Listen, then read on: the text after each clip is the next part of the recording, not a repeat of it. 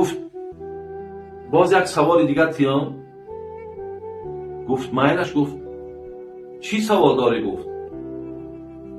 گفت آداب سخن گفتن میدونی؟ گفت میدونم. گفت بیان کن.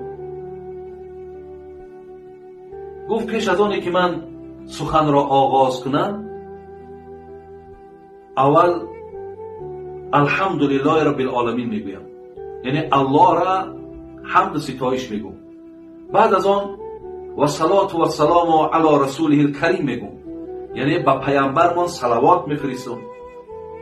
بعد گفت در حالت صحبت کردن هیچ کس گفت تحقیر نمیکنم، توهین نمیکنم، هیچ کس حقارت نمیکنم و در وقت صحبت بسیار گپ نمیزنم تا که مشکلاتی در گوش کننده پیدا نشود و هر یک سخنی را که میکنم در او دلیل و حجت دارم و هر چیزی را که میگم ادرسش هم میگم.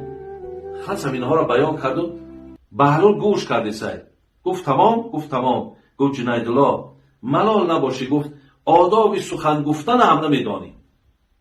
باز میگه بهلول از جاش بلند شد و با پایانتر رفت و باز همونجا دراز کشید. این دفعه میگه جنیدالله با پیش آمد. جنیدالله نزدش آمد. بهلول گفت یک سوال دیگر میتونم با همین. گفت مقصد من دیگه با تو کاری ندارم، تو با من کاری نگیر.